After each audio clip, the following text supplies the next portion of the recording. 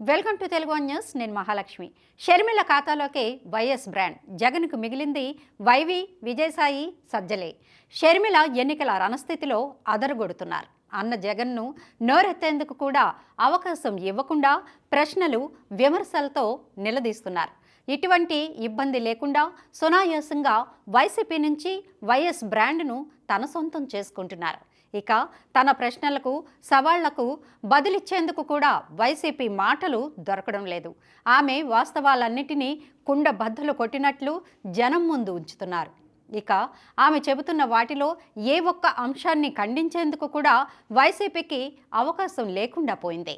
ఎందుకంటే ఆమె 5 ఏళ్ల కిందట జరిగిన అంశాలను సూటిగా, సుత్తి లేకుండా మళ్ళీ జనం కళ్ళ ముందు ఆవిష్కరిస్తున్నారు. అన్న జగన్ కోసం ఆనాడు తాను పడిన కష్టాన్ని మరోసారి గుర్తు చేస్తున్నారు.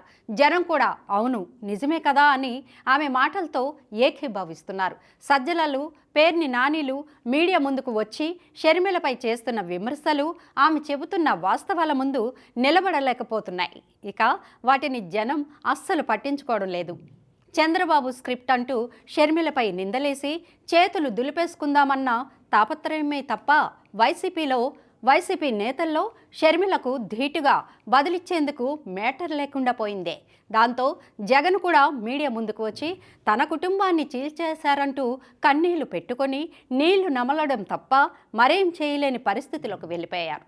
ఇక ఇంతకాలం పరదాల మాటున దాక్కున్న జగన్ను ఇప్పుడు ఆ పరదాలను తొలగించి చెల్లిని, తల్లిని నిలువ నీడ లేకుండా తరిమేసిన దుర్మార్గుడిగా జనం ముందు నిలబెడుతున్నారు.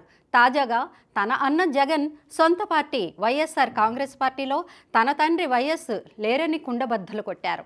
వైఎస్ఆర్సీకి కొత్త భాష్యం చెప్పారు. ఇక వైఎస్ఆర్పి అంటే వైఎస్ఆర్సీపీలో వై అంటే వైవి సుబ్బారెడ్డి, వి అంటే విజయసాయి రెడ్డి, ఆర్ అంటే సజ్జల రామకృష్ణారెడ్డి అని వివరించారు. ఇక ఆ పార్టీలో వైఎస్ఆర్ లేరని, అది జగన్ సొంత పార్టీ అని, అది నియంత పార్టీ అని విమర్శలు గుప్పించారు. ఇక జగన్ నాయకత్వంలోని వైసీపీ ప్రజలను దోచుకునే పార్టీ, ఇక పేదల ప్రయోజనాలు పట్టని పార్టీ అంటూ దుమ్మెత్తిపోశారు. తన తండ్రి దివంగత వైఎస్ రాజశేఖర రెడ్డి ఆశయాలను తుంగలోకి తొక్కిన పార్టీగా వైసీపీని షర్మిల అభివర్ణించారు. వైఎస్ రాజశేఖర రెడ్డి బిడ్డనైన తాను తండ్రి ఆశయ సాధన కోసం కాంగ్రెస్లో చేరి అడుగులు వేస్తుంటే ముప్పేట దాడి చేస్తున్నారని విమర్శలు చేశారు. తన అన్న వైసీపీ పార్టీని ఏర్పాటు చేసినప్పుడు తండ్రి ఆశయాల కోసం నిలబడతారని భ్రమించానని, ఆ పార్టీ కోసం కుటుంబాన్ని సైతం పక్కన పెట్టి 3200 కిలోమీటర్ల పాదయాత్ర చేసి అన్నకు అండగా నిలిచానని చెప్పారు. వైసీపీని భుజాల మీద వేసుకొని మోసానన్నారు. నా రక్తం, చెమట ధారపోసి పార్టీని ఏపీలో అధికారంలోకి తీసుకొచ్చానని షర్మిల చెప్పారు.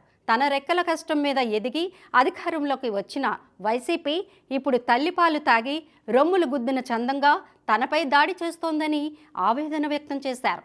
అయితే ఎన్ని దాడులు జరిగినా బెదిరేది లేదు, అదిరేది లేదని, తాను వైఎస్ఆర్ బిడ్డనేనని, భయం అనేది తన డిక్షనరీలోనే లేదని కుండబద్దలు కొట్టారు.